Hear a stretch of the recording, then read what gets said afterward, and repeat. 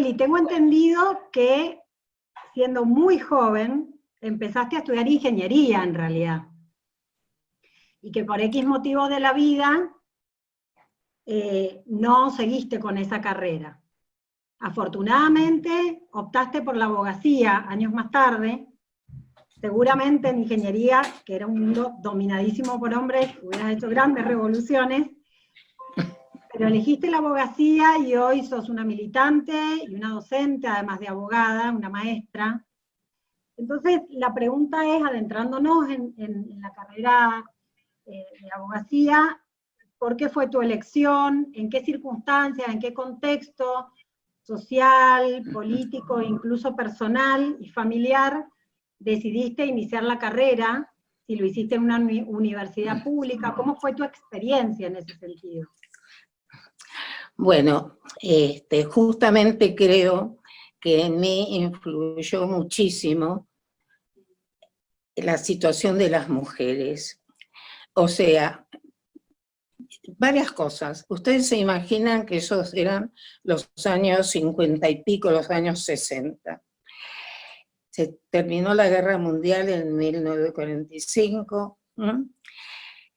No existían todavía los anticonceptivos, pero había ya, no se acuerda, el Mayo francés en los 60, era un mundo muy distinto al de ahora, era un mundo con muchísimas expectativas y confianza en el futuro.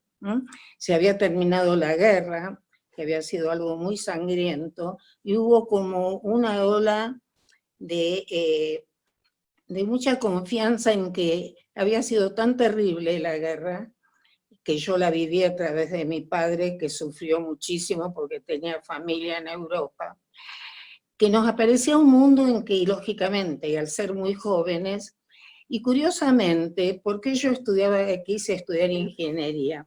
Una, porque me gustaban las matemáticas, pero aparte, en esa época, y valga para nosotros y para nuestras colegas abogadas, la abogacía era, en los sectores más progresistas, una profesión un poco menos válida.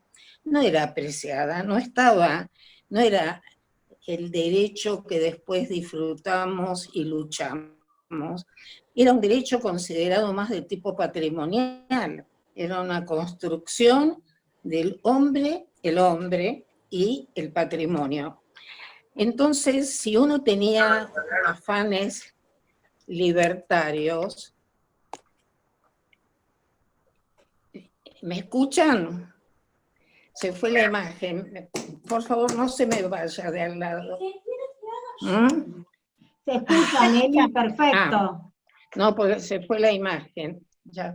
Entonces, lo ideal era tener carreras, digamos, de perspectiva, de llevar agua, de esto, tanto que yo quería estudiar hidráulica. Ahora, ¿qué nos pasó? Yo empiezo a estudiar, yo me caso muy joven y empiezo a estudiar ingeniería.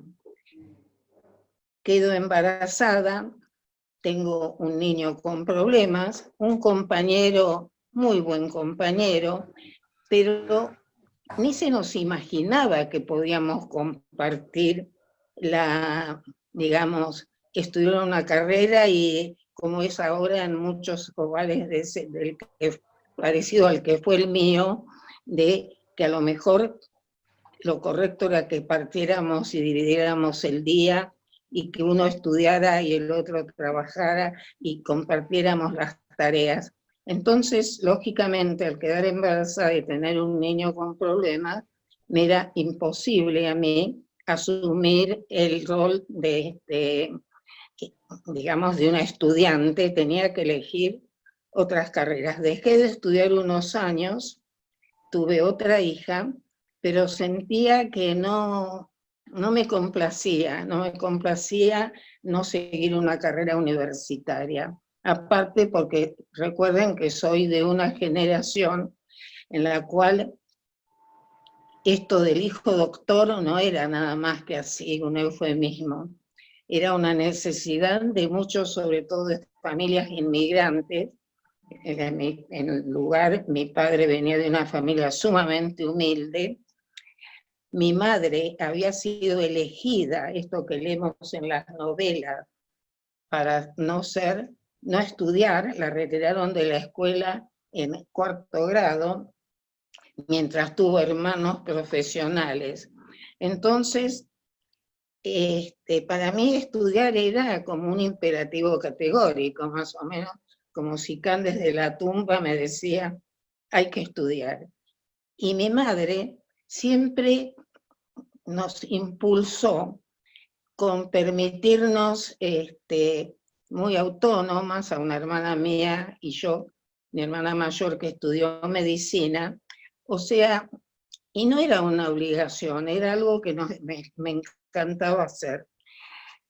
Pero ¿qué pasó? Y una vez más también lo señalo, por ser mujer, a pesar de no tener un compañero autoritario, pero naturalmente, esta naturalidad que hasta hoy existe, ¿no?, era ser madre, y ser madre era dedicarse primero a los hijos, y ser madre que quería estudiar era elegir una carrera que no me impidiera cumplir el rol de madre. Y en eso, como tenía más o menos facilidad para diversas profesiones, elegí abogacía, y no me arrepiento. Hice la carrera en 4 años, gracias a esta ayuda que hoy hablamos tanto, el tema de los cuidados, porque si no fui yo la que cuidó a mis hijos directamente y las 24 horas,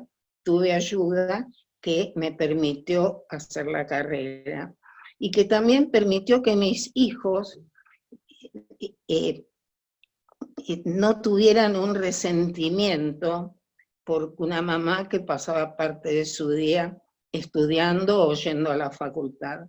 Pero hay que reconocer que sufrí, como se sufre habitualmente todas las mujeres, cuando estaba en la facultad. Me remordía la conciencia porque no estaba con los chicos, y si estaba en casa estudiando, me daba pena o me preocupaba porque los chicos molestaban a mis compañeras. O sea, por eso les contaba que a veces, cuando yo relato esto, veo como, más allá del pudor que me puede dar hablar de mi vida, son como ejemplos prácticos de las trabas que hemos tenido la mujer. A mí se ve que el hecho de que mi madre, con hermanas y hermanos profesionales, fue la elegida, como en las novelas que leemos de 1920, de 1930, y ella era una persona que hubiera podido desarrollar, y tuve la suerte de que no fuera una persona resentida, al contrario, para ella su gran felicidad era que sus hijas estudiaran. Y son estos pequeños hechos, o no tan pequeños, que te van signando un poco. Entonces después, por suerte, pude hacer la carrera bastante fácilmente, porque justamente en esa época empezó a haber cursos de promoción sin examen, para que cuando tenés obligaciones con los niños y todo eso me facilitó, se ingresaba por promedio o por número de materias. El hecho es que en 4 años pude tener el título. Y siempre tuve un núcleo familiar que me apoyó. Ahora, al mismo tiempo, en esos años, fueron años que en la Argentina vivimos la guerra, yo por lo menos, hecho que ya nos acercó, o a mí me acercó y a muchos de mi generación, a el horror de la guerra y por ende oposición la lucha por los derechos humanos. Entonces, a veces... Pobre. ¿No se escucha? ¿Se escucha? Nelly, sí te escuchamos muy bien, pero voy a pedir por favor que silencien los micrófonos. Cecilia Caballero, disculpa que te nombre, pero ahí está, gracias. No, Sí, les Nelly. quería decir que cuando a mí me preguntan por qué he hecho tal cosa, tal otra, yo digo que cuando viviste la guerra, viviste el Holocausto, viviste la Guerra Civil Española, eso, y por el medio en el que yo estaba, que no era un medio político, pero un medio, digamos, impregnado de que no, había cosas que no tenían que volver a suceder, tan dramáticas, uno se va acercando naturalmente. Entonces la Facultad de Derecho y el Derecho comienza, por suerte, ya en esos años, piensen ustedes, a cambiar. Mientras tanto, también vivíamos nosotros en la Argentina diversos golpes militares. Ustedes recuerden, yo empiezo la facultad en el año 1957, termino el 61, entonces tuve varios golpes de Estado.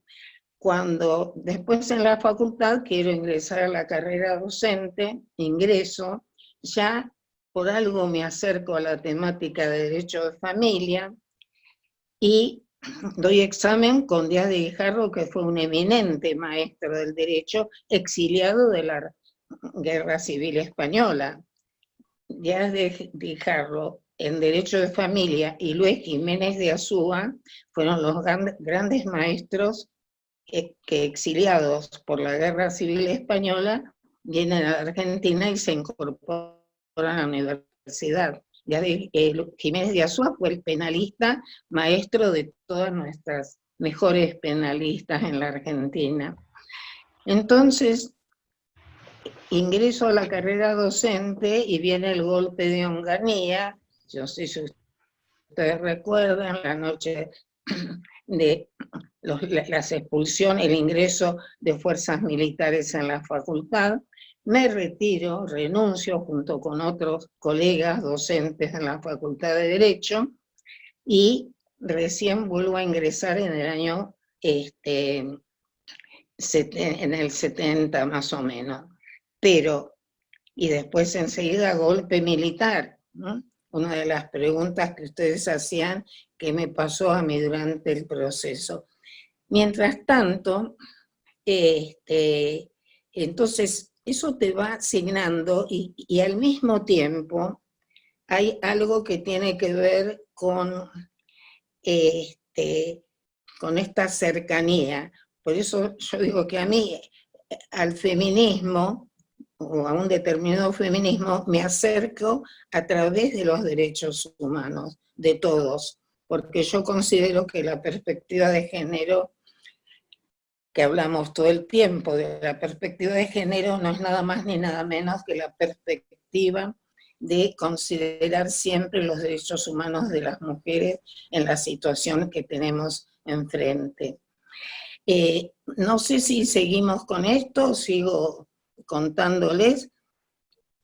Nelly, sí. Sí, justamente con esto que mencionás, en relación a tu acercamiento al feminismo a través de los derechos humanos, contextualizándose en esa época de tantas inestabilidades democráticas y tantas irrupciones de los militares, la verdad que lo que me preguntaba, y creo que lo que nos preguntábamos con las compañeras, es en relación justamente al momento del retorno a la universidad, con el retorno a la democracia, cómo eran los feminismos o el feminismo post, digamos, 1983, en relación también a las luchas de los organismos de derechos humanos, teniendo en cuenta que la última dictadura cívico-militar había sido especialmente cruenta con las mujeres, en relación a los delitos de género, a la apropiación de sus hijos,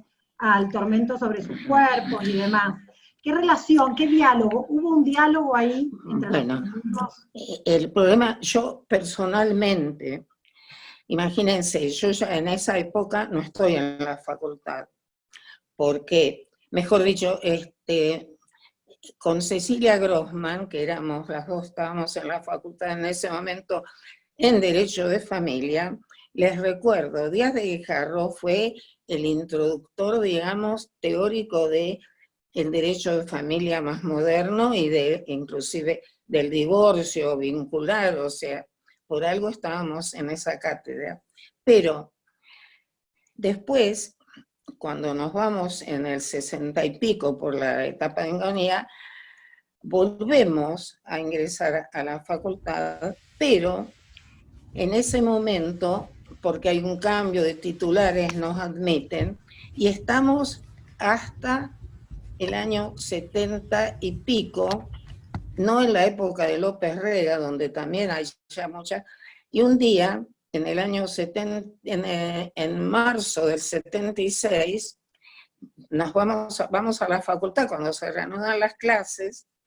Belucio, que después terminó siendo, digamos, miembro de la corte, nos hizo esperar, él era en ese momento, habían cambiado el titular, y paradas en un pasillo de tribunales nos dijo que lamentablemente no teníamos más lugar para ninguna de las dos en la cátedra. Cecilia Grossman ya era investigadora del CONICET.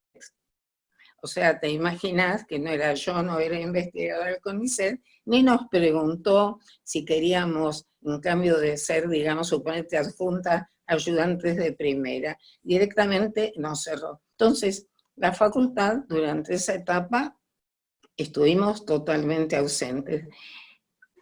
¿Qué pasaba a nivel personal? Yo en ese momento ya me había divorciado hace mucho del padre de mis hijos y tenía un compañero que fue porque falleció hace 2 años, hasta hace 2 años, Alberto Pedroncini, que teníamos el estudio en el mismo lugar y que llevó todas las primeras causas de derechos humanos, fue el primero que planteó el recurso de amparo Smith en la Corte, inició la causa por la sustracción de niños, porque se dio cuenta que era un investigador fanático de estas historias, y que en el juicio a la Junta no se había condenado a los comandantes, no se había juzgado el tema de los niños nacidos en cautiverio, y que entonces en relación a ese tema no había cosa juzgada. Inició ese juicio, inició muchísimos juicios. Nosotros todo el tiempo del proceso, en realidad, más que abocados al feminismo, lo único era estar pendiente de cómo se ayudaban a muchas de las abuelas que han caminado, venían al estudio. O sea, nosotros en el estudio tuvimos 2 etapas. Una etapa antes, a mi compañero lo llamó el arzobispado de Chile, se acuerdan que era el lugar en la época de Pinochet donde se llevaban las causas, que también salimos de ahí de milagro, porque estábamos por irnos en el avión y subieron carabineros, fue muy cómico, nos llamaban y decían suponete, que teníamos que presentarnos al comienzo, a las puertas del avión, ya estábamos, se había atrasado muchísimo, época de Pinochet, y decían, en cambio de decir Minchersky, decían Minerki, y en cambio de Pedroncini decían Petrini, suponete, y Alberto me decía, no, no es a nosotros, hasta que me paré y entraron los carabineros, bueno, ahí salimos. Entonces yo empecé a vivir, es una forma de vivir el derecho,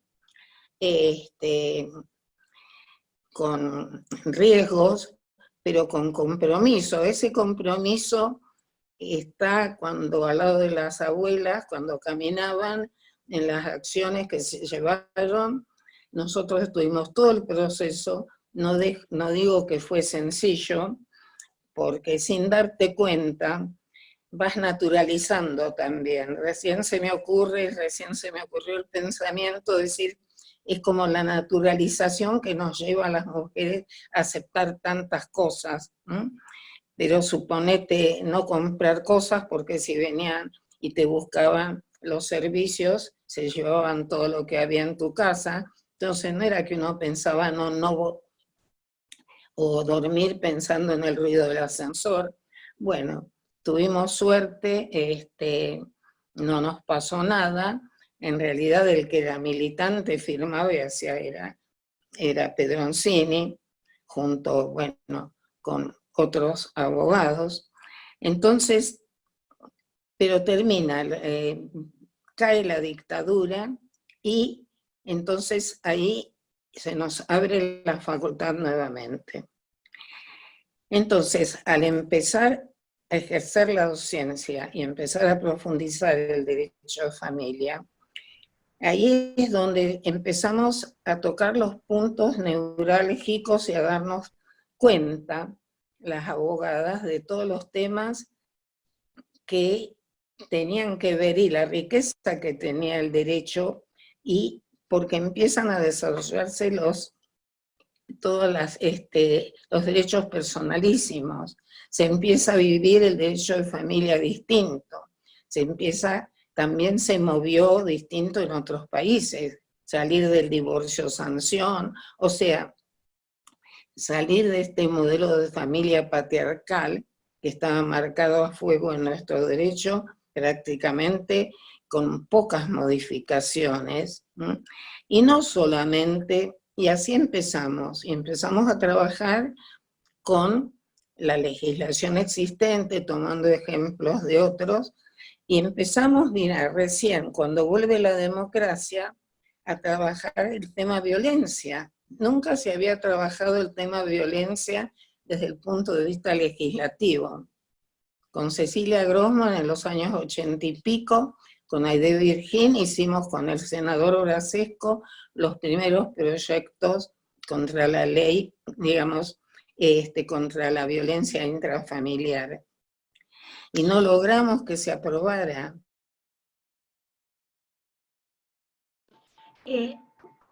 Nelly, ¿escuchás? No sé si estás conectada. Me parece que se desconectó un poquito.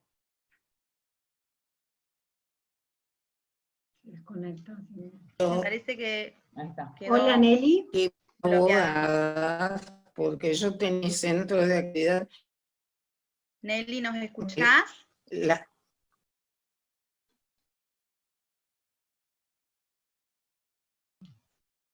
Nelly, ¿nos escuchás?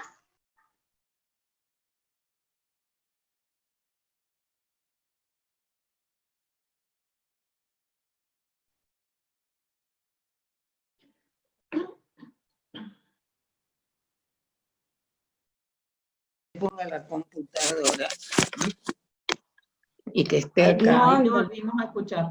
Hola, ¿me escuchan ahora? Sí, perfecto, perfecto. Entonces, empezamos a trabajar. ¿Cuáles son las primeras? Una de las primeras cuestiones que se plantearon fueron el responsabilidad parental. O sea, desde el problema de la responsabilidad, el ejercicio conjunto de la responsabilidad parental. Al retornar una vida ya bajo un Estado de Derecho, empezamos a observar todos los puntos que todavía eran muy retrógrados. Y además, en esos años también ya aparece la Convención de la CEDAW, aparecen los Tratados de Derechos Humanos. Entonces, esa playa de normas nos dan instrumentos como para ir realmente trabajando para modificar las leyes. Y justamente cuando hablamos de feminismo, con el tema de ejercicio conjunto de la responsabilidad parental, se produjo una discusión con grupos feministas, porque los grupos feministas planteaban el ejercicio indistinto. ¿Me puede poner el teléfono entonces?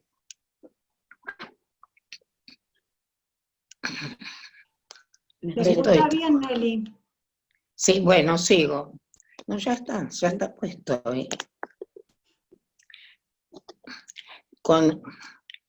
Y entonces el ejercicio indistinto suponía que las mujeres podíamos hacer lo mismo que los hombres.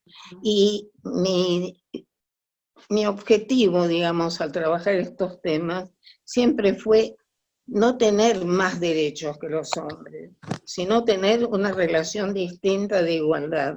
Entonces propiciamos el ejercicio conjunto, porque yo consideraba, porque también empecé a trabajar mucho sobre la Convención de los Derechos del Niño, toda la temática de capacidad progresiva, y consideraba que el niño es un sujeto de derecho, lo considero hasta hoy, que así como no tenía derecho el padre de llevarse a un niño fuera del país, que era uno de los elementos más simbólicos, digamos, de esa posibilidad, tampoco lo tenía que hacer una madre.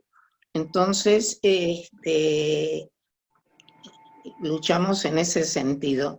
Y yo tenía mi centro de actividad, como les dije antes, en la Asociación de Abogados de Buenos Aires, de la que fui primera presidenta mujer en el año 2000 y pico, después de 70 años de existencia, y ahí es donde yo fui formando, digamos,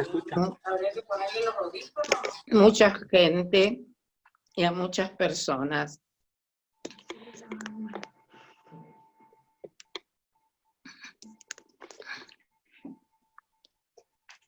No sé si es un problema de mi transmisión de ahí, porque yo estoy con Wi-Fi. No, pero se escucha bien, no hay problema. Bueno, no, es que me desaparece a mí. Sí, por momentos sí, pero se repone inmediatamente. Entonces, por eso, entonces los feminismos, o el feminismo, era como, tenía como una carga más de una élite. No era que no hemos encarado cosas en común y he conversado, y empiezan a florecer muchos lugares. Bueno, estaba Aide Virgin, que fue una luchadora importante en todos los derechos del feminismo, había otros grupos más, no eran movimientos populares, porque ¿qué pasa? Simultáneamente en los partidos políticos, el feminismo y la igualdad no entraba. Pero de todas maneras, ustedes recuerden que la Argentina también fue pionera con el tema del cupo. Entonces hubo muchísimos temas que nos atraían, y el derecho de ser un símbolo, digamos, como yo daba clase, decía, si agarrábamos el Código Civil, el 90% era el hombre y el patrimonio, ahí empezamos a jugar las mujeres. Y yo, para dar algunos ejemplos que a veces no los percibimos, les quiero contar, volviendo al siglo pasado, que cuando cesa la guerra y los estados se unen y aflorecen estos tratados de derechos humanos que después todos gozamos, ¿saben cuántos años tardó en dictarse la Convención contra todo tipo de discriminación en contra de la mujer? 30 años. Porque la Declaración de los Derechos del Hombre no nos incluyó, como no nos incluyeron, o sea, construir este cuerpo que es maravilloso, tardó 30 años, y que es un instrumento valiosísimo para todas las que trabajamos en este campo. Entonces, ahí se fue formando ya mucha gente. Ya figúrense, estamos ya en 1980 y pico, 1990, pero lo cierto que los años o una década en la transformación de derechos no es mucho, ¿no? Pero lentamente también aparecen los grandes encuentros a nivel internacional, la Convención de Viena, Nairobi, yo estuve en Nairobi, después no pude ir a Pekín, y en esos encuentros se va construyendo un derecho muy importante. Piensen ustedes que recién en 1995 se consideran los derechos humanos de las mujeres como tales. Entonces, este es un panorama así a grandes trazos. Y yo siempre, mientras tanto, sucede otro fenómeno muy interesante, muy terrible, en el que yo también, una vez más, me pliego y hago una militancia como jurista, digamos, y como operadora del derecho, que es la epidemia de HIV. La epidemia de SIDA hace una eclosión de, como podríamos decir ahora un poco, que las epidemias hacen florecer algunas posiciones muy negativas a las personas. En nuestro país se las empieza a perseguir, no se las atiende. Logramos una ley de SIDA bastante modelo que contemplaba los derechos humanos. Ahí voy en representación del gobierno argentino a una conferencia internacional en París, y me acuerdo con un colega que es camarista en lo penal, el doctor Martín Vázquez Acuña, recorríamos hospitales y colegios para insistir que si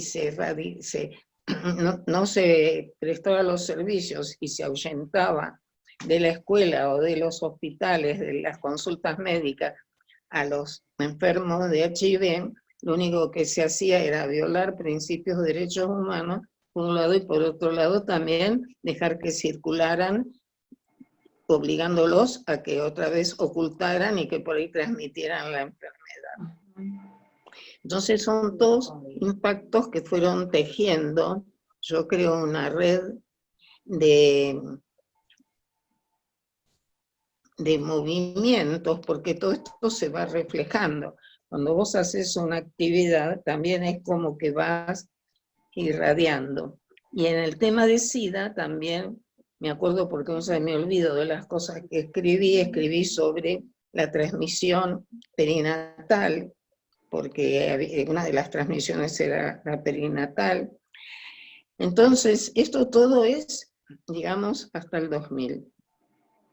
Ahí también empezamos ya y tenemos otra lucha muy importante, que fue la lucha por el divorcio vincular. Nosotros tenemos, en ejercicio conjunto de la responsabilidad parental, nunca me voy a olvidar un congreso en que el que era asesor de cámara acá de la capital, la Cámara Civil en la capital, dijo: la doctora Minchersky, defendiendo esto, lo que quiere es que los padres y la mamá se peleen por cómo quieren que le corte el pelo a la peluquería, el peluquero. Hay una banalización siempre de estas situaciones que nos lleva realmente a pensar que muchos sectores nos consideran,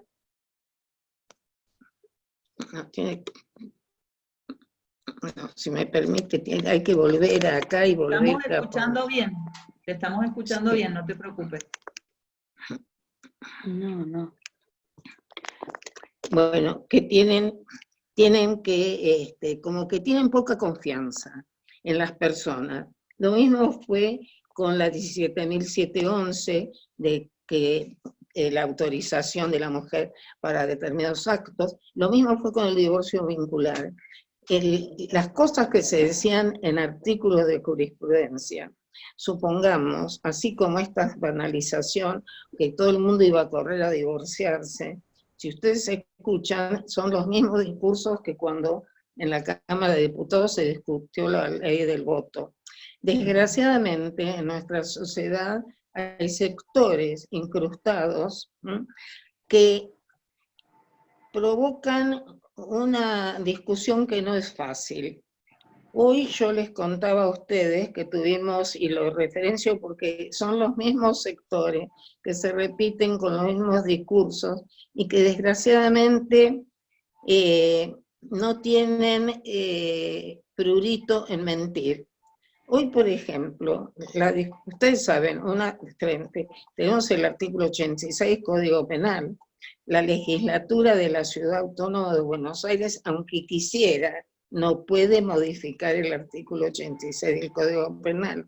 Entonces estaba la calle llena, tweet, mensajes diciendo a Larreta, que es el jefe de la ciudad, no al aborto. Nadie estaba discutiendo aborto. El aborto está de 1921 del que estamos hablando. Estamos discutiendo un protocolo. Entonces, esto a veces hace difícil, porque o se banaliza o se miente. Entonces, el avance de las plataformas de derecho, que en última instancia, como yo no me canso de repetir, cuando yo amplío una plataforma, cuando le doy más derechos a las mujeres, no las obligo a ejercerlos, pero no privo a aquel que quiere ejercer ese derecho, que es lo que pasa con el aborto, por ejemplo. Entonces, yo les refiero todos estos episodios porque son son como permanentes, son como que así como las mujeres nos han, y a muchos sectores de mujeres hemos quedado con una inscripción de que debemos ser sumisas, no podemos hacer esto, no tenemos derecho, no valemos nada. Estos sectores se arrogan con una prepotencia muy grande el querer imponer un modelo de familia, sus creencias. Les cuento otro tema también que hemos luchado. Y todo esto es un poco, chicas, no para decir, no, hicimos mucho, es para ir dando, digamos, el andamiaje en el cual vamos a ir construyendo, y estamos construyendo ahora. La Ley de Derechos Reproductivos 418 de la Ciudad de Buenos Aires, decían las mismas cosas, y es del 2002 más o menos, o sea, que ya decía que tiene derecho la persona con capacidad de gestar, o sea, puede ser 11 años, 12 años, el derecho a los anticonceptivos, a la educación sexual. 418, yo hablé en la audiencia pública, hice una microcuria, se me acercaban los chicos de escuelas religiosas a decirme por qué mataba este niño.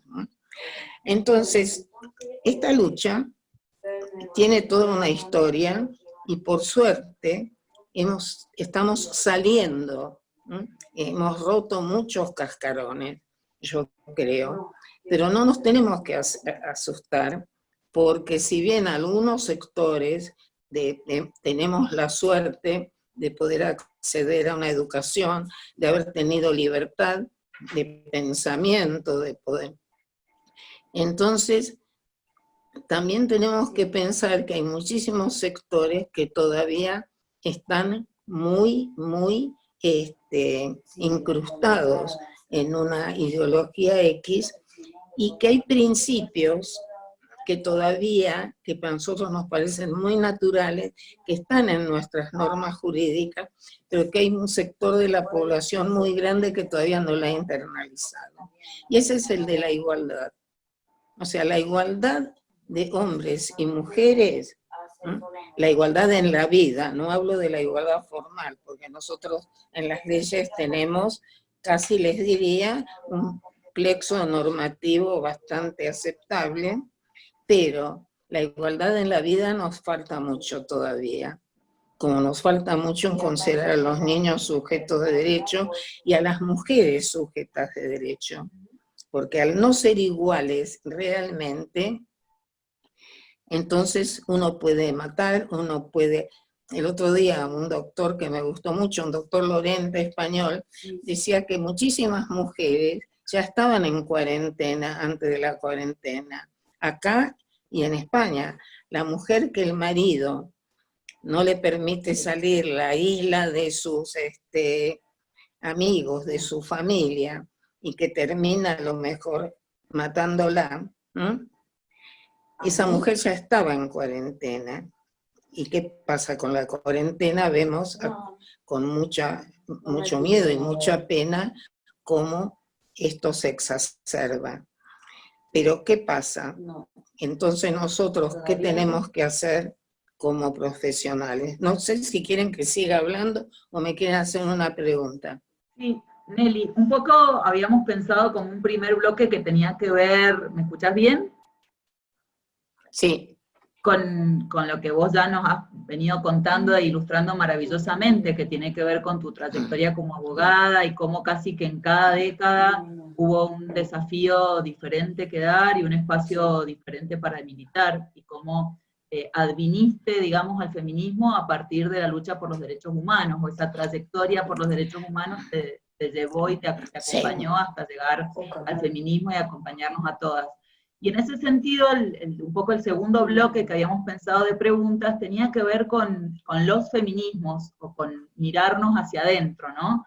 Además de todas estas disputas que tenemos que dar con estos espacios más conservadores que mantienen esas ideas.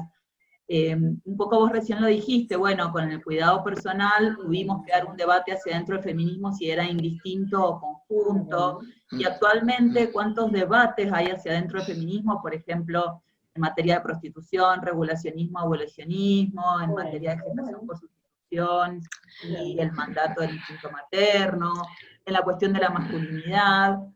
A veces un poco nos gustaría saber, más allá del contenido en sí de cada uno de los temas, ¿qué opinión te merece cómo se dan estos debates hacia adentro del feminismo? ¿Con qué herramientas los discutimos? Sí, pero puedo decir, quiero terminar algo del pensamiento que tenía antes, porque justamente nosotros en este momento creo que una de las tareas que tenemos, que ya se ha hecho mucho, pero seguir, tenemos que trabajar muchísimo en la deconstrucción de las masculinidades.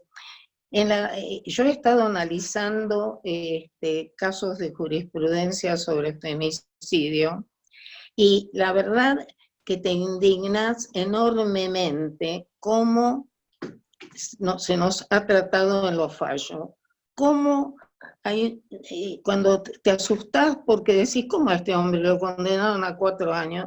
El fiscal pidió 15. ¿Cómo se transforma una tentativa de homicidio en lesiones? Porque el señor, cuando le gritaba y le pegaba y las torturaba, le decía, no te vas a olvidar de mí, a pesar de que todos los hechos revelan de que quería matarla, ¿no? O sea, hay una cultura en el derecho penal que por suerte empieza a cambiar en Capital Federal, hoy no hay tiempo para contarlo, está cambiando, está en algunos fallos, se está cambiando todo el tema de la prueba, o sea, la prueba, ya los dichos de la mujer en muchos casos es suficiente para condenar, y si se cambia y se rectifica, también se tiene en cuenta las condiciones y por qué hubo esa rectificación. Pero hay mucho para trabajar todavía, porque se nos sigue considerando objetos. O sea, se nos sigue considerando que si yo le digo a mi esposo que no lo quiero más y quiero irme de la casa, eso merece que me maten. Entonces, ¿por qué dice? Porque les ponen causales de que baja la pena, suponete diciendo, bueno, pero él le dijo y ella era, y entonces, ¿cómo? Se sintió como si lo hubiera encontrado en la cama con otra persona. Hay una desvalorización de la mujer en muchísimos casos que da miedo. O de un señor, otro caso que le dice que como él usaba habitualmente el revólver, porque era militar, entonces, bueno, el que tuviera un revólver y la matara con el revólver, en realidad por ahí sirve de atenuante y no, hay como una inversión hasta te diría del sentido común. Entonces, nos falta mucho para trabajar, y en eso tenemos que trabajar las operadoras del derecho, ¿no? Está avanzando, sí. No, te quería decir. Sí, pregúntame. No, justamente, ahora que refería a este tema, puntualmente también en el derecho penal, que se ven cuestiones muy graves en relación a esto, bueno, ha habido un caso que ha trascendido bastante en estos últimos días, el caso de Chubut, de digamos, de una presentación de posible juicio abreviado, para un caso de violación, no sé si has escuchado del tema, donde No, el sí, fiscal utiliza... he leído lo que... Mira, eso también, lo que pasa es que cada vez que abro la boca me da la gana de dar toda una clase. Pues mira, el año pasado, no, porque surgen las ideas, el año pasado, o el anteaño, ya ni me acuerdo, se cambió el artículo 72 del Código Penal para todo el país. Dijeron que el Código Penal tiene algunas normas que tienen que ver con procedimiento. Se cambió y las legisladoras, que a veces no nos consultan, con propósitos de que no quedaran impunes los casos en que los padres no denuncian porque son los mismos violadores, ¿no?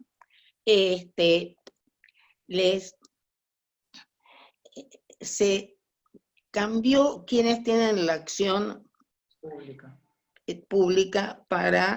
en los casos de abuso. Hasta ese momento la tenían los padres o los representantes legales cuando se era menor de edad.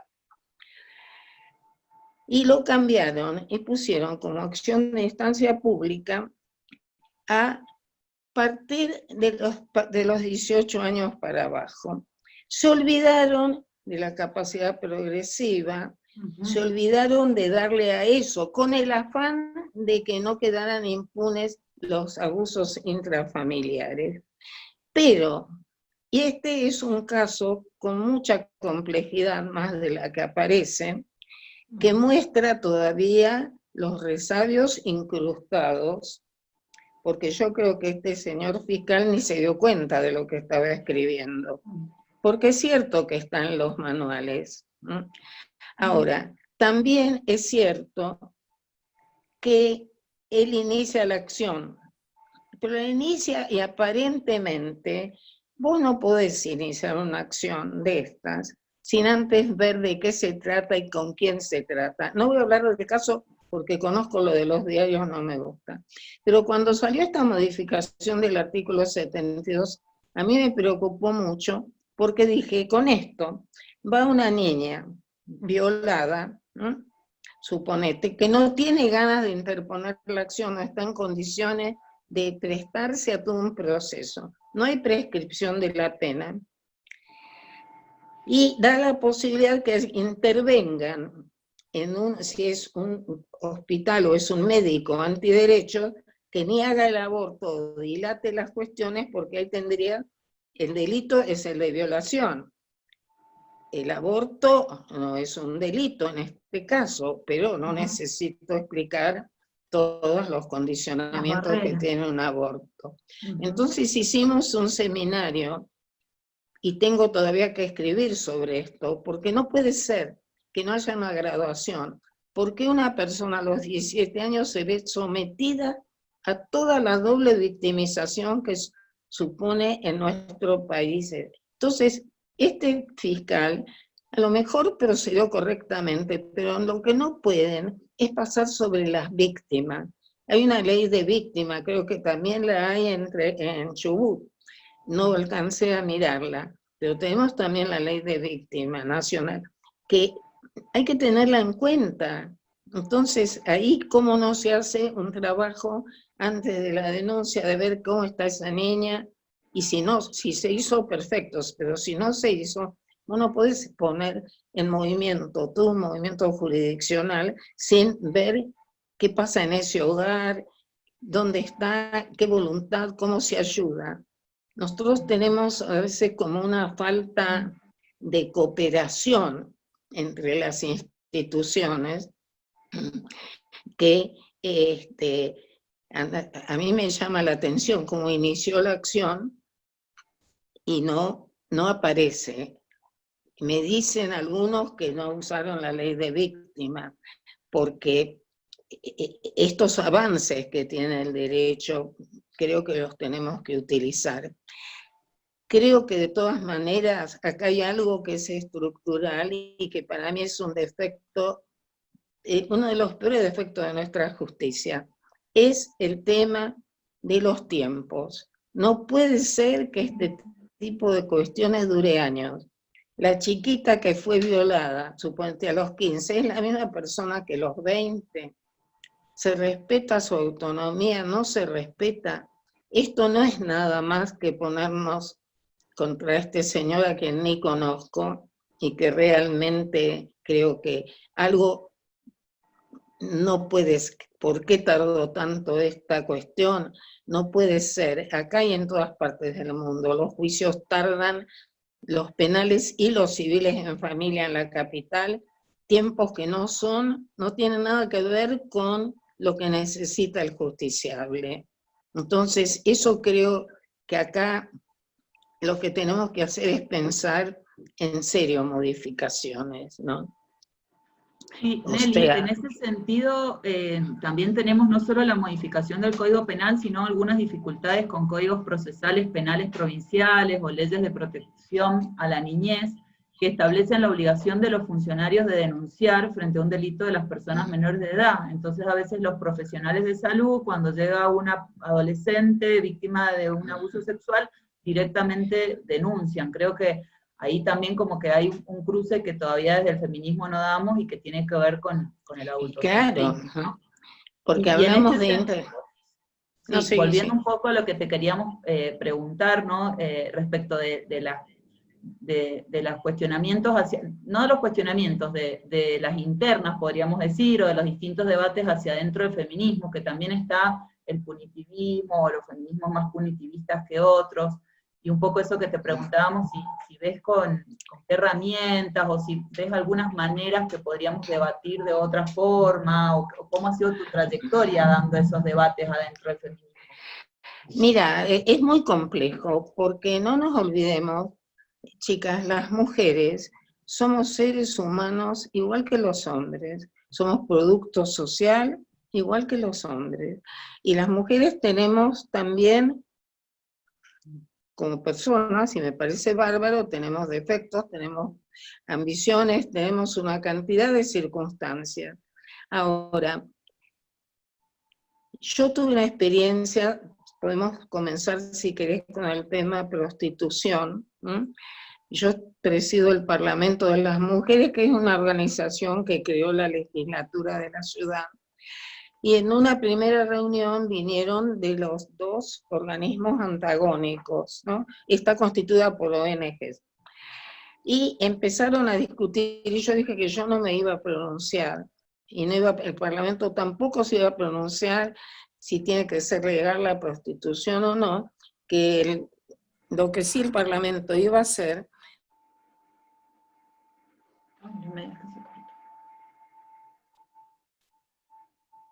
un delito, la prostitución no está prohibida, pero que todas, de una u otra orientación, tenían que tener derechos mínimos, no debían ser atacadas por la policía, no tenían que tener derecho habitacional, o sea, es un problema muy complejo, porque yo no sé muy bien por qué creo que hay que cambiar también algunas palabras.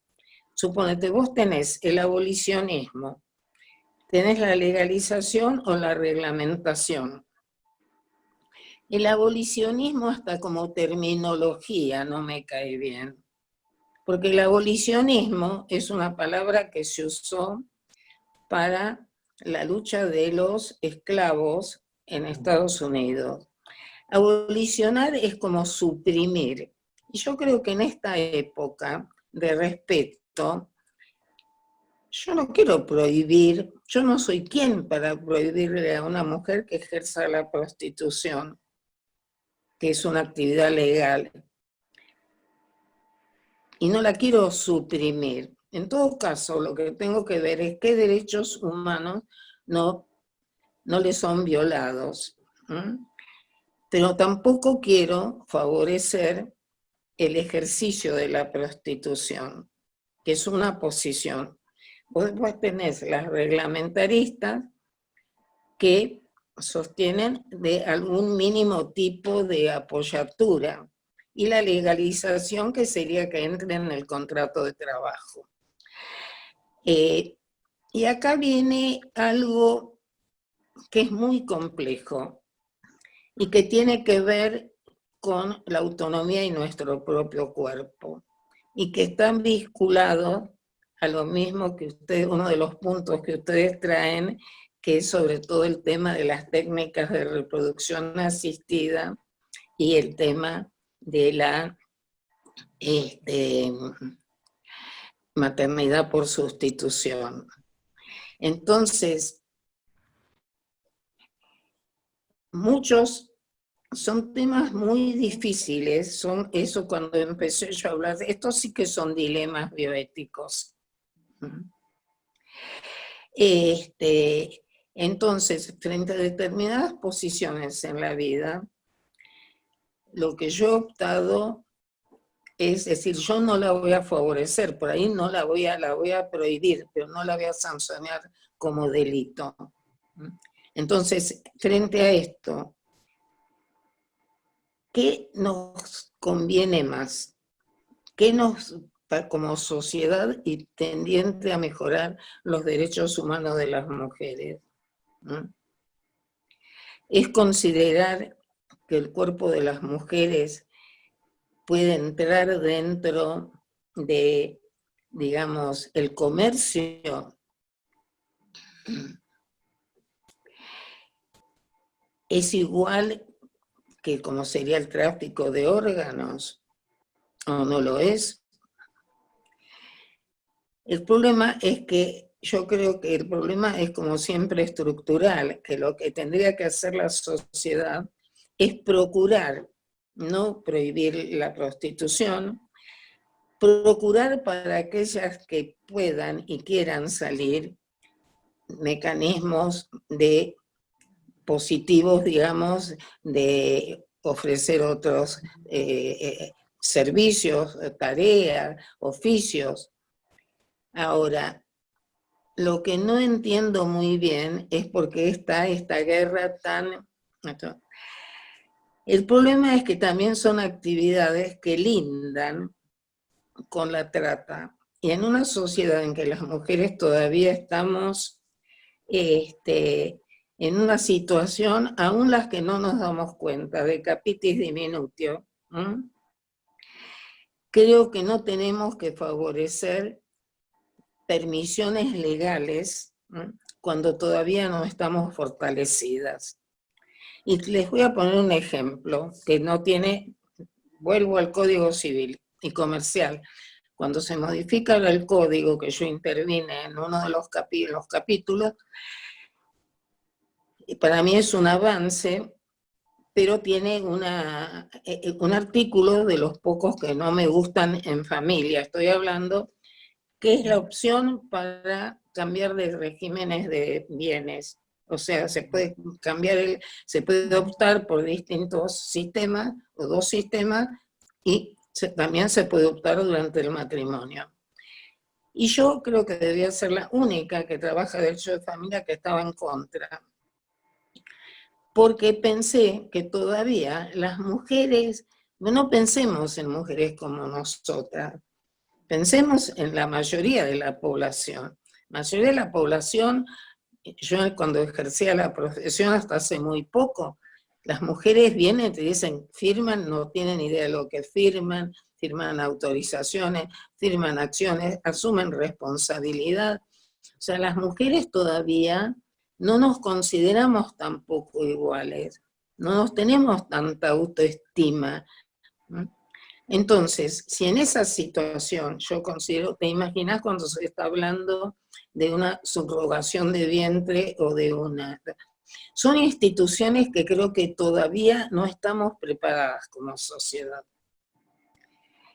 Tiene una contra muy grande esto que digo, como dice Leonora Lam, dice, bueno, igual se hace.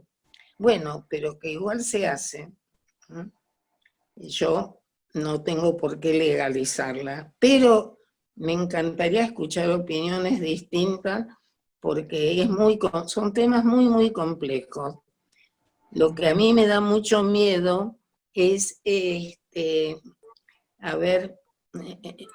estoy en desacuerdo en despreciar a una persona porque ejerce la prostitución, o sea, eso me parece horrible. Pero es un dilema. Ustedes vieron lo que sucedió ayer. Salió un tema del Ministerio de Desarrollo, de un programa para trabajadoras, y alguien puso que también se consideraba trabajadora a las trabajadoras sexuales. Enseguida hubo tuit con trabajadoras sexuales muy contentas, lo sacaron, diciendo que en realidad, porque no estaba realmente en el decreto, alguien no sé cómo lo hizo aparecer, y uno dice, y bueno, es muy complejo. Lo que pasa es que las experiencias, por lo menos el otro día decía Dora Barranco y otra gente, que hay en el mundo con el tema de la legalización, no son tan buenas. O sea, ¿por qué? Porque acá a quien hay que castigar en todo caso y perseguir es al prostituyente. El señor que va a tener una relación sexual, le va a dar una factura, le va a acreditar, va a poner su nombre. No creo en nuestra sociedad todavía. Bueno, siguiendo con temas complejos entonces, otra de las preguntas que teníamos vinculadas a los feminismos y a la incorporación, que también es un tema de debate, de todos los reclamos y los derechos del colectivo LGTBIQ+, dentro de los planteos del feminismo, o si tienen que ir por separado. Y en ese sentido, habíamos visto que vos integrás un grupo que se llama, que lo tengo anotado, 100% Diversidad y Derechos, que han presentado un proyecto que tiene media sanción y que tiene que ver con el emplazamiento registral. Un poco, si querías contar también cómo va ese proyecto, qué opinás en relación a que hay tanta diversidad de criterios. Te cuento cómo es mi incorporación también a estos casos. Iba a decir, es el siglo pasado, pero me impresiona decir el siglo pasado.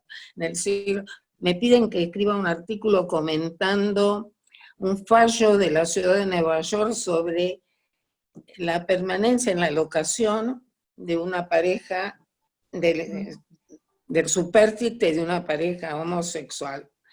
Y yo escribo eso, y ahí conozco, lógicamente, defendiendo el derecho, o sea, ratificando el fallo, y ahí conozco a los Jáuregui y me acerco a la comunidad. Después, con esa, digamos, perspectiva que tengo yo de igualdad de derechos y de respetar a todo el mundo, o todo el mundo con estos límites, digamos, de la democracia y del no dañar al otro, me acerco y cuando trabajo para apoyar la ley de matrimonio igualitario, trabajo también, bueno, ya primero en la CABA, tuvimos la primera ley de la unión civil, que fue el primer paso, y después empiezan a aparecer algunas cuestiones con el tema de que no habíamos incorporado, no se había pensado en una ley de transición que permitiera que se inscribiera a los chicos de parejas que habían nacido de parejas homosexuales antes de la ley de matrimonio.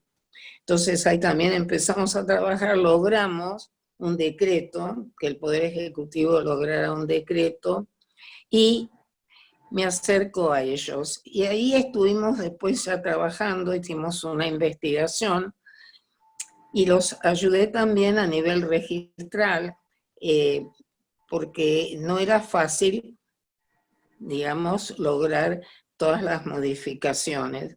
Y en la ley yo ya la presentamos, viste, los proyectos de leyes, lo presentamos ahora 2 o 3 años, ya ni me acuerdo, lo que hace es unifica todas las normas estas de posibilidad, donde también aparecían cosas interesantes para pensarla jurídicamente.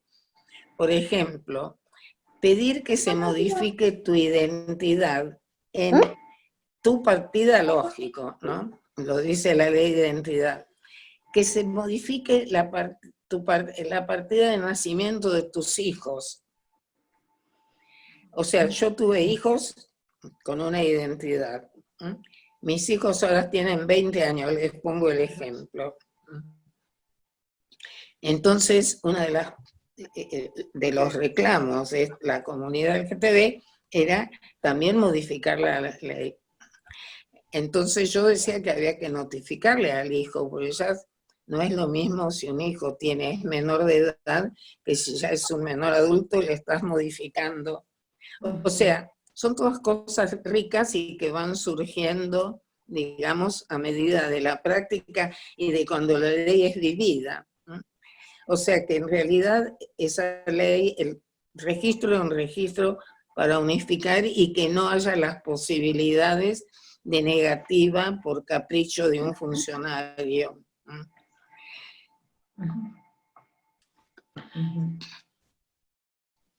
Nelly, un poco entrando ya en el tramo final de este conversatorio, de esta charla, recordábamos recién que habías mencionado que fuiste la primera presidenta de la Asociación de Abogados de Buenos Aires.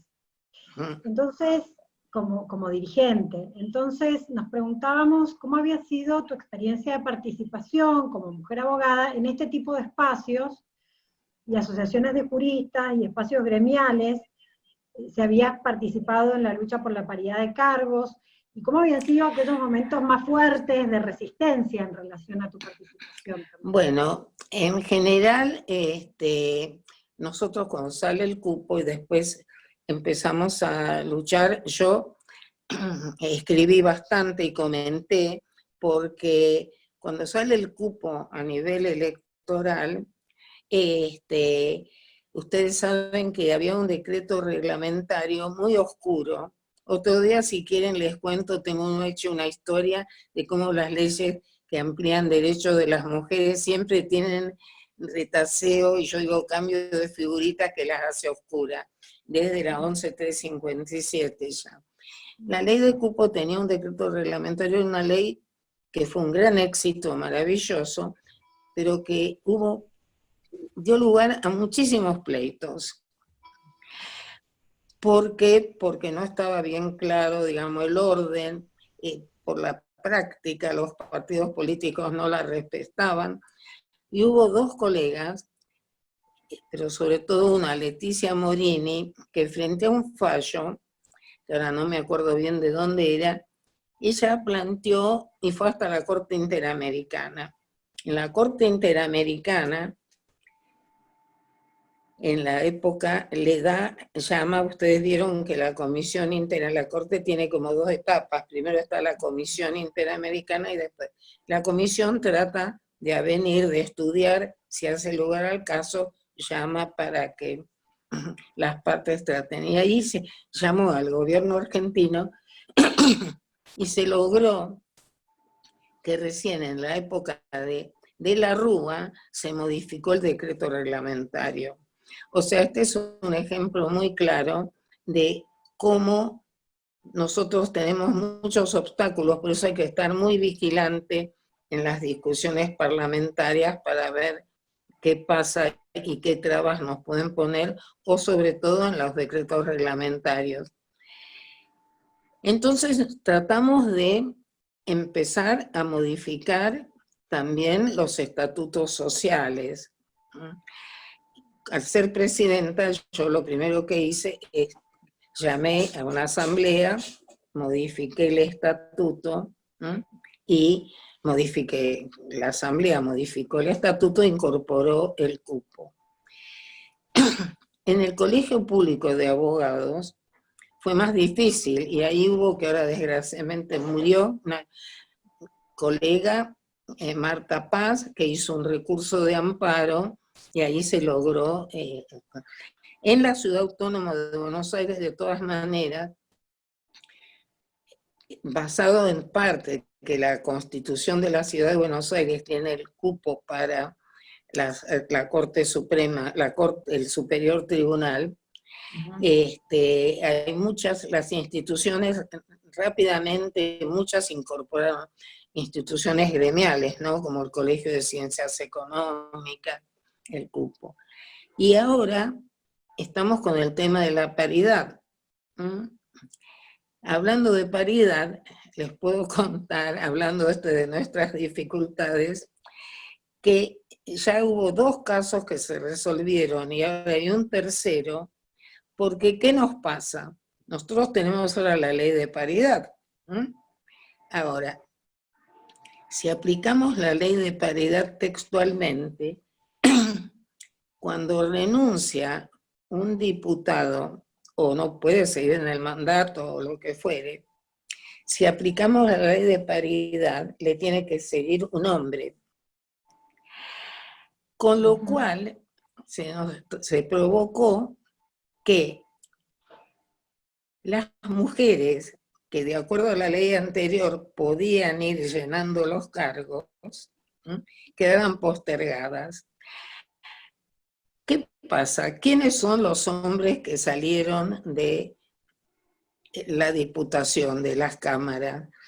Son hombres, porque son los que llaman más como funcionarios que a las mujeres.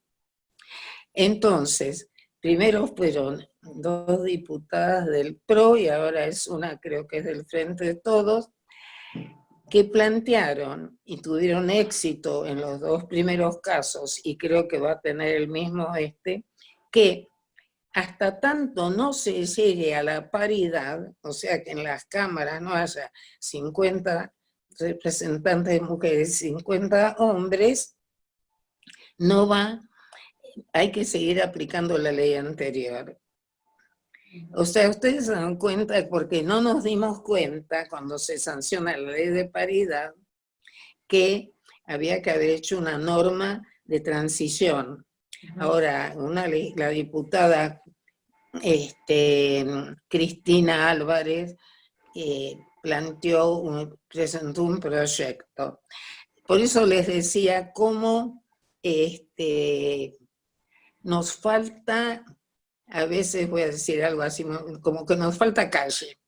Y eso me pasó a mí, a pesar de haber ocupado cargos importantes, hubo algo que para mí era medio impenetrable.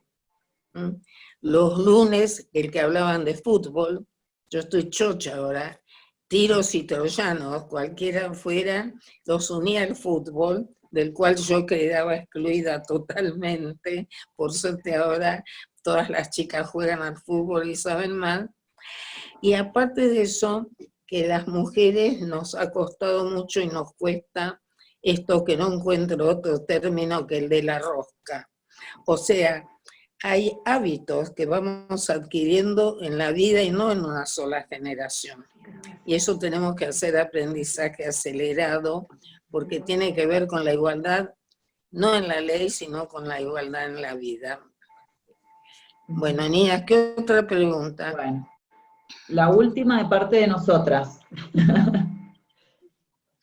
No, que vinculado a esto de la paridad y finalmente en relación a la justicia, si vos crees, y en ese caso, ¿cómo te parece que ha influido la falta de paridad de género en la justicia en relación a la aplicación de la perspectiva de género en las sentencias judiciales?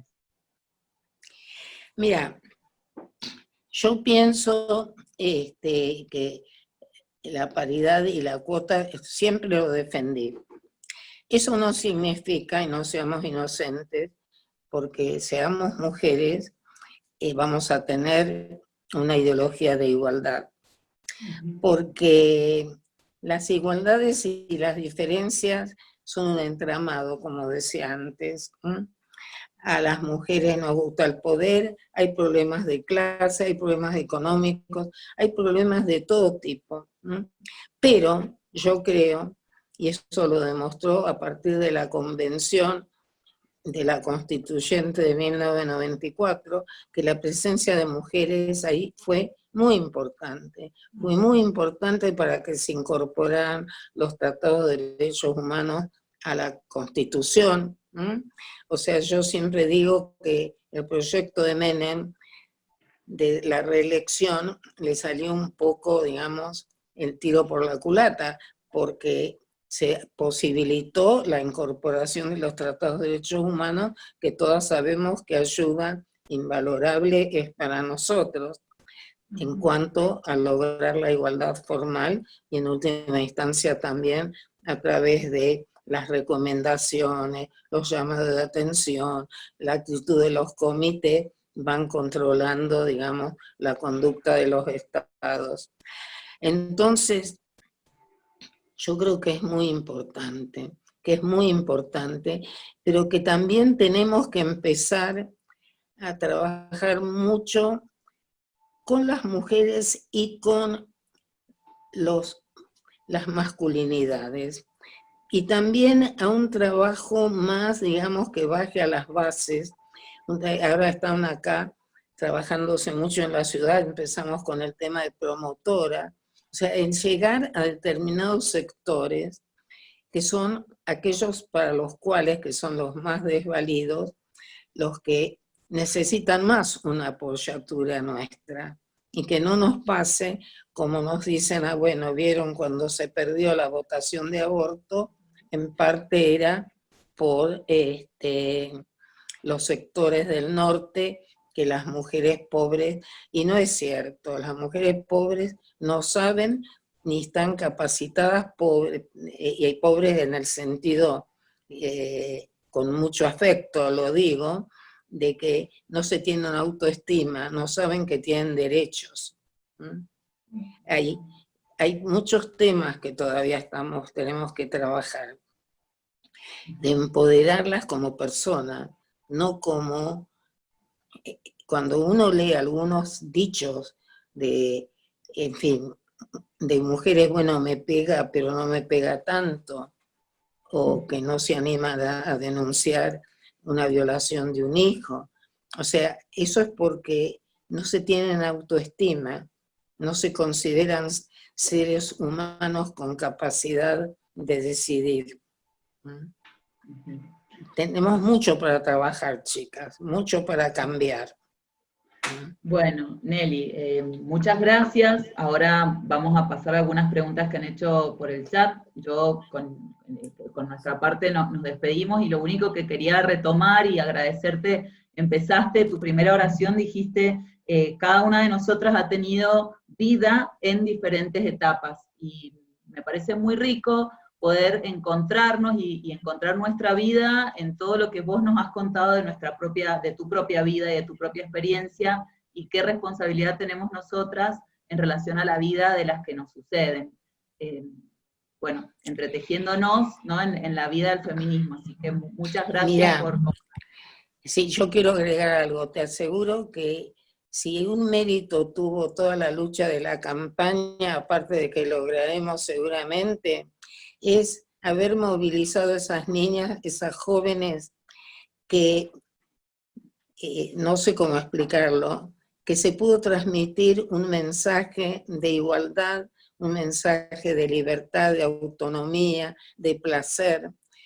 Yo a veces decía que con la campaña por el derecho al aborto fue por el rock, como el rock en la época de la dictadura. Los jóvenes encontraron algo que yo no sé muy bien cómo, pero que se pudo transmitir, de vitalidad, de deseo, y eso creo que es que ustedes estén escuchando, que haya tantas chicas jóvenes que siguen, que trabajan, que se movilizan por los derechos. Yo creo que eso es, además, realmente considero que quienes hemos tenido la suerte de tener determinados condicionamientos, más allá de los sufrimientos o cuestiones de cada uno, que nos permitieron estudiar, bueno, da mucha satisfacción por poder brindar esos conocimientos. Y sobre todo cuando lo toman la posta la cantidad de jóvenes que están tomando ahora en nuestro país esta posta de buenos deseos para la vida. Bueno, Nelly, yo también me despido, y tomando lo que decís, nada más que agradecimiento, porque ustedes las grandes han socializado esos conocimientos y nos han permitido participar de estas luchas a todas nosotras. Un gusto también para mí ha sido conversar con vos. Ahora le damos el paso a Viviana. Sí. La verdad que ha sido maravilloso todo lo que hemos podido escuchar, compartir, intercambiar con vos, Nelly. Para nosotros y nosotras, un lujo escucharte. Hay varias preguntas del público y comentarios que han hecho, que las va a resumir Jimena, para que no sea tan extenso el interrogatorio, digamos, y el intercambio. Pero bueno, ahora le doy la palabra a Jimena para que te cuente qué han ido comentando las personas que participaron de esta conversación. Bueno, muchas gracias, Hola. chicas, y gracias a ustedes. Nelly, ¿qué tal? Buenas tardes. Muchísimas gracias por este momento, por esta charla. Mira, hay muchísimos mensajes de agradecimiento, de admiración, de cariño, pero bueno, como para resumir un poquito las preguntas que han hecho, bueno, hay varias preguntas sobre subrogación de vientre, sobre prostitución, que ya un poco las has contestado, también sobre el tema de Chubut. Y luego hay otras preguntas, una es sobre el tema de Mendoza, sobre la Suprema Corte de Justicia de Mendoza. No sé si te has enterado que la semana pasada, digamos, se designó por parte, bueno, se ha propuesto como candidata para que integre la Suprema Corte a una persona que no tendría formación académica en temáticas de género. Entonces una de las preguntas tiene que ver con esto. Si crees que a esta altura una persona que va a integrar la Suprema Corte tendría que tener perspectiva de género, además de cómo consideras el hecho de que no haya ninguna mujer en la Suprema Corte de Justicia de Mendoza. Esto por un lado. Luego también hay otra pregunta que tiene que ver con el tema de las violaciones en grupo, y la pregunta es acerca de cómo consideras, ¿crees que es una única violación? ¿Consideras que son distintas agresiones sexuales, como se ha visto en el caso de, por ejemplo, de España? También hay otra pregunta sobre el tema de ahora que ha hecho Sergio, sobre la mirada de las nuevas masculinidades, que comentabas un poquito recién. ¿Cómo crees que se conjuga la lucha de la perspectiva de género y por un trabajo, digamos, por las nuevas masculinidades? Como para resumirte. Hay varias cosas más, pero serían como estas tres. ¿Se entiende?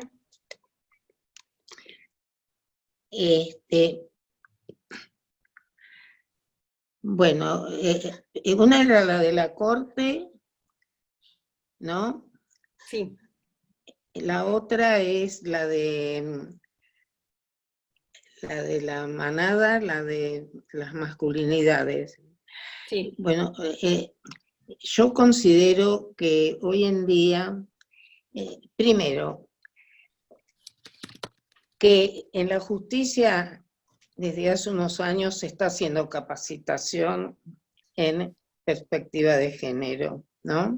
No sé cómo habrá pasado en Mendoza, si lo han efectivizado. Yo he participado en algunas provincias y creo honestamente que una persona, primero que debe integrarla a una mujer, ya te diría, porque los tratados así lo indican, no necesitamos una norma expresa. Pero aparte de eso, a esta altura, una colega que no tiene perspectiva de género, que no tiene experiencia, no solamente porque haya hecho un curso, no, porque la capacitación, oíme, yo he capacitado en la maestría de Derecho de Familia de Cecilia Grossman, alumnas brillantes y que después, como juezas, no tuvieron perspectiva de género o como la quieras llamar. Lo que sí sé, y algunos cuando hemos tenido posibilidad de influenciar en algún consejo de la magistratura acá, que en los exámenes se les preguntaba a los candidatos en las entrevistas, se los comprometía un poco con la perspectiva de género. No entiendo bien cuál es la especialidad de esa colega. Sí, Hola, ahí está. Sí, yo te escucho. No, ella está en Derecho de Familia, a ver si, Vivi, vos me corregís En bien. No, realidad, ella es la en coordinadora realidad la función... general del Ministerio Público Fiscal. La función que tiene es una función administrativa, más que nada, y de manejo de recursos humanos. Esa es la función que ha tenido hasta ahora. Es una abogada que nunca ejerció la profesión, y que además en el ejercicio profesional que ha tenido hasta ahora han sido estas tareas de coordinación y administración de recursos humanos dentro del Ministerio Público Fiscal. Esa es la función que tiene. Bueno, me parece penoso, sobre todo que creo que en Mendoza hay muchas mujeres jóvenes capaces de derecho.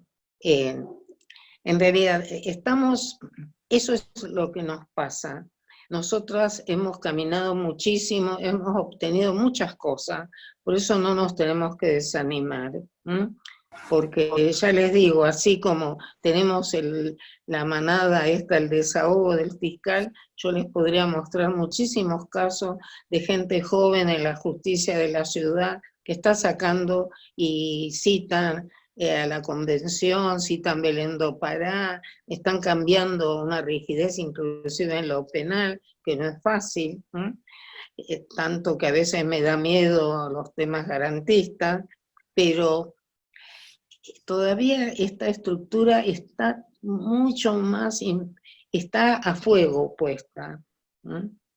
Por eso yo les decía, que el otro día citaba, ni me acuerdo quién lo dijo y me gustó, dijo, hay un principio que es el de igualdad, que el sector de los masculinos todavía no lo tiene internalizado, no tiene conciencia de que no nos considera iguales a las mujeres. Entonces acá eligen una mujer que no tiene perspectiva de género, y eso es una cosa absurda. No solo eso, no tiene formación académica, perdóname, no la conozco, pero por los antecedentes que dan, tampoco tiene una formación. Entonces, es poner mujer, eso es también lo que nos tenemos que llegar a convencernos, no porque seamos mujeres, una mujer ya no tiene, digamos, por el hecho de que use pollera o pantalones, que sea considerada mujer, más allá no vamos a hablar de una clase sobre género y sexo, por eso ya cumple la cuota, ¿no? Seamos serios, para eso prefiero un hombre que por ahí sí se capacite y esté adelantado en esta cuestión. Entonces, yo les mando toda mi solidaridad para ver si presionan un poco y cambian esto. Bueno, Con respecto a la otra, ¿sí? ¿Cómo era la otra pregunta?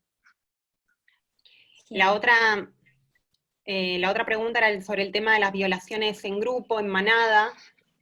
A ver si considerás que es una única violación, o como se ha dicho en alguna ocasión, que son distintas violaciones, distintas agresiones. Bueno, no, yo voy a aclarar que yo no soy penalista.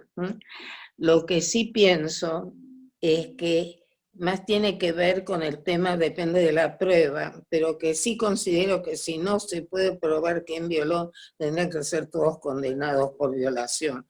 Pero no soy penalista. O sea, creo que tenemos que seguir analizando qué pasa y si realmente todo nuestro despertar de las mujeres ha producido este despertar, digamos, tantos femicidios acá y en todas partes del mundo, y tantos hechos de violencia y de violación.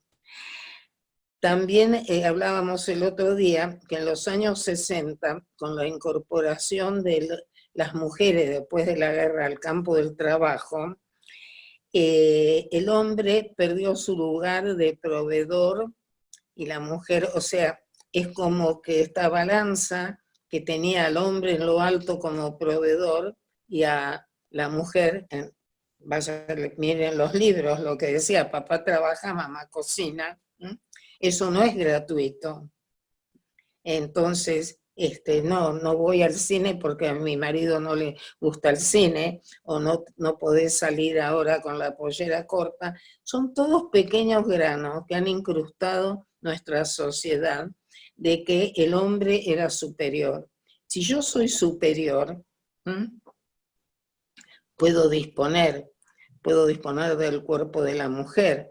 Por eso yo les decía, cuando que encuentro en muchas sentencias, que frente a un acto, como me voy a ir de la casa, no te quiero más, por eso se permite que me maten, y el fiscal pide 15 años y me dan 4, entonces son todos los elementos que van configurando lo que decía Bourdieu, el habitus. Entonces nuestra subjetividad se va plasmando y desarrollando y formando como una escultura dentro de ese ámbito. Entonces, ¿qué decía esta persona que decía que en los 60 el hombre empieza a sentir que perdió ese poder con el que se sentía y con que fue criado? Ustedes, yo no sé si, bueno, claro, ustedes son todas muy jóvenes. Yo he conocido señores que se han ido de su casa enojados porque la mujer parió una segunda hija mujer. O sea, son hechos que existieron y no existieron hace 200 años. Entonces, ¿qué le pasa a estas personas que de repente se les ha quitado ese poder, esa masculinidad que los hacía superiores? Decía el otro día un médico también que se volcaron mucho a la prostitución, o sea que tuvieron un efecto de desarrollar más los prostíbulos, porque frente a la prostituta un hombre puede sentirse poderoso todavía, superior, que le va pasando y lo desvalorizando dentro de su hogar. Entonces, esta lucha es la que tenemos que hacer de tal manera que lo que nosotros buscamos, por lo menos yo, es una sociedad de iguales. Yo no quiero un matriarcado, yo quiero un grupo de familia en que los derechos humanos de cada uno de sus integrantes se respeten. Y para terminar, les quiero decir la gran preocupación que tenemos que tener todas, porque, y les recomiendo que bajen un informe del Observatorio de Derechos Humanos que se llama Derechos Humanos en Riesgo. Es un conjunto de cientos de observatorios que controlan qué pasa en Naciones Unidas, o sea, qué políticas se llevan. Y en Naciones Unidas desde hace años hay un ataque a UNICEF, a UNESCO, a UNIFEM. ¿Desde qué punto de vista? Que quieren sectores muy reaccionarios volver al modelo de familia patriarcal, y en eso están, que no se hable de derechos sexuales y reproductivos. Yo estuve el año pasado en Nueva York, en la sesión que se hace todos los 8 de marzo, y hubo discusiones muy grandes, porque había países, los países musulmanes, los sectores republicanos de Estados Unidos, Brasil, Estados Unidos, que se retiraron porque no querían que las declaraciones oficiales se hablara de derechos sexuales y reproductivos. O sea, porque en el fondo de eso están en contra de la CEDAW, están en contra de estos derechos que se consagraron en estas décadas, a partir de los años 70 más o menos, y que son realmente una novedad. Piensen que por primera vez en la historia los estados se obligaban a cuidar a sus ciudadanos, o sea, no eran los tratados internacionales de guerra o de comercio, sino esa obligación de asumir de que se respeten los derechos humanos, ¿no? O sea, como ven ustedes, está bien, porque es lindo estudiar y es lindo cambiar ideas. Hemos avanzado mucho, la verdad, y todavía nos falta mucho camino. Pero si pensamos que en el 2018 hubo 1,5 millones de chicas y chicos en la calle en Buenos Aires, pensamos que vamos para adelante, a pesar del coronavirus.